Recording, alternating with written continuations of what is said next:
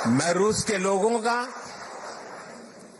मेरे मित्र president Putin का इसके लिए भी फिर से आभार व्यक्त करता हूं। साथियों, आज बड़ी संख्या में हमारे नौजवान रशिया में पढ़ाई के लिए आते हैं। मुझे बताया गया है कि यहां अलग अलग राज्यों की एसोसिएशन भी है। इससे हर राज्यों के त्योहारों, खान पान, भाषा, बोली, गीत, संगीत की विविधता भी यहां बनी रहती है। आप यहां होली, दिवाली से लेकर हर त्योहार धूमधाम से मनाते हैं। भारत के स्वतंत्रता दिवस को भी यहां उत्साह और उमंग से मनाया जाता है।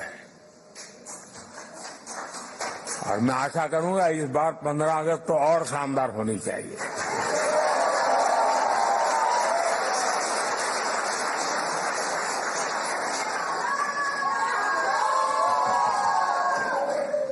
पिछले महीने इंटरनेशनल योग डे पर भी हजारों लोगों ने यहां पार्टिसिपेट किया। मुझे एक और बात देखकर और भी अच्छा लगता है, यहां जो हमारे रशियन दोस्त हैं वो भी इन त्योहारों को मनाने के लिए उतने ही जोश से आपके साथ शामिल होते हैं। ये पीपल टू पीपल कनेक्ट सरकारों के दायरे से बहुत ऊपर होता है और वो एक बहुत बड़ी ताकत भी होता है। और साथियों, इसी पॉजिटिविटी के बीच मैं आपसे एक और गुड न्यूज भी शेयर करना चाहता हूं। आप सोचते होंगे कौन से गुड न्यूज आए।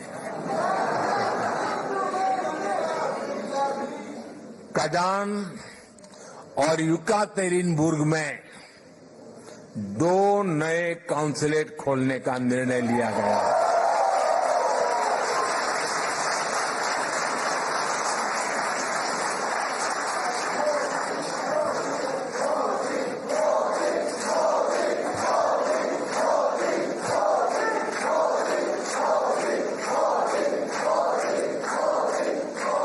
इससे आना जाना और व्यापार कारोबार और आसान होगा। साथियों, हमारे संबंधों का एक प्रतीक अस्ट्राखान का इंडिया हाउस भी है। 17वीं शताब्दी में गुजरात के व्यापारी वहां बसे थे। जब मैं गुजरात का नया नया मुख्यमंत्री बना था तब मैं वहां गया था। 2 साल पहले नॉर्थ साउथ ट्रांसपोर्ट कॉरिडोर से पहला कॉमर्शियल कंसाइनमेंट भी यहां पहुंचा। ये कॉरिडोर मुंबई और अस्ट्राखान की पोर्ट सिटी को आपस में जोड़ता है। अब हम Chennai, Vladivostok eastern maritime corridor पर भी काम कर रहे हैं। हम दोनों देश Ganga Volga dialogue of civilisation से एक दूसरे को रीडिस्कवर कर रहे हैं। फ्रेंड्स, 2015 में जब मैं यहां आया था तब मैंने कहा था कि 21वीं सदी भारत की होगी।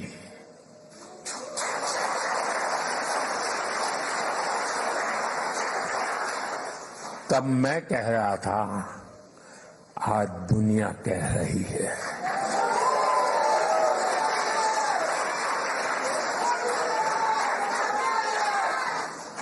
दुनिया के सभी एक्सपर्ट्स उनके बीच में इस विषय में अब कोई विवाद नहीं रहा है। सब कहते हैं 21वीं सदी भारत की सदी है।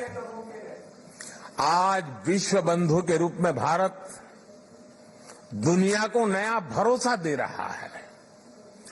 भारत की ग्रोइंग कैपेबिलिटीज ने पूरी दुनिया को स्टेबिलिटी और प्रॉस्पेरिटी की उम्मीद दी है। New emerging multipolar world order में भारत को एक मजबूत पिलर के रूप में देखा जा रहा है। जब भारत पीस, डायलॉग और डिप्लोमेसी की बात कहता है तो पूरी दुनिया सुनती है। जब भी दुनिया पर संकट आता है तो भारत सबसे पहले पहुंचने वाला देश बनता है और भारत दुनिया की उम्मीदों को पूरा करने के लिए कोई कसर नहीं छोड़ेगा। लंबे समय तक दुनिया ने एक इन्फ्लुएंस ओरिएंटेड ग्लोबल ऑर्डर देखा है। आज की दुनिया को इन्फ्लुएंस की नहीं, कॉन्फ्लुएंस की जरूरत है। ये संदेश समागमों और संगमों को पूजने वाले भारत से बेहतर भला कौन समझ सकता है, कौन दे सकता है। साथियों, आप सभी रूस में भारत के ब्रांड एम्बेसडर्स हैं। जो यहां मिशन में बैठते हैं ना, वो राजदूत है, और जो मिशन के बाहर है ना, वो राष्ट्रदूत है।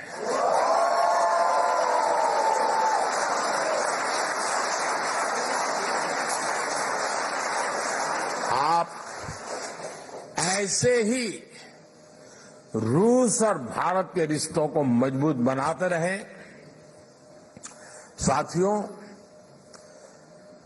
60 साल के बाद हिंदुस्तान में कोई सरकार तीसरी बार चुनी जाए, ये अपने आप में बहुत बड़ी बात है।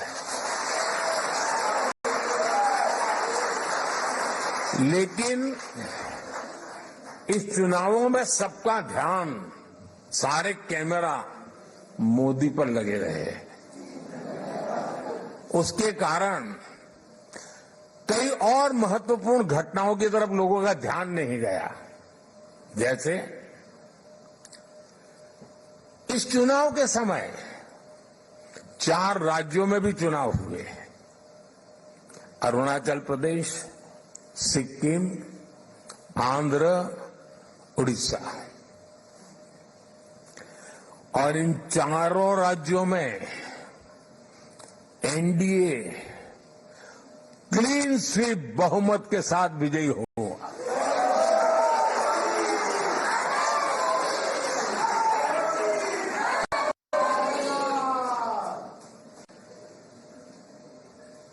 और अभी तो महाप्रभु जगन्नाथ जी की यात्रा चल रही है। जय जगन्नाथ। उड़ीसा ने तो बहुत बड़ा रिवॉल्यूशन किया है, और इसलिए मैं भी आज आपके बीच में उड़िया स्कार्फ पहन के आया हूं।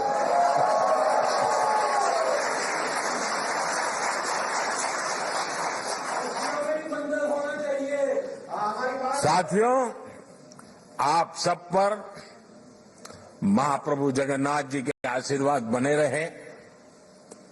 आप स्वस्थ रहें, आप समृद्ध रहे।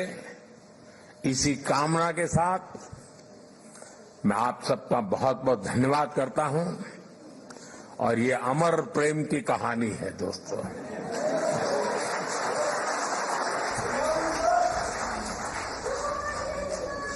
ये दिनों दिन बढ़ती रहेगी, सपनों को संकल्प में बदलती रहेगी, और हमारे कठोर परिश्रम से हर संकल्प सिद्धि को पार करके रहेगा। इसी विश्वास के साथ मैं फिर एक बार आपका हृदय से बहुत बहुत आभार व्यक्त करता हूं। मेरे साथ बोलिए, भारत माता की, भारत माता की, भारत माता की, वंदे वंदे वंदे मातरम, वंदे मातरम, वंदे मातरम, वंदे मातरम, वंदे। मातरम। बहुत बहुत धन्यवाद।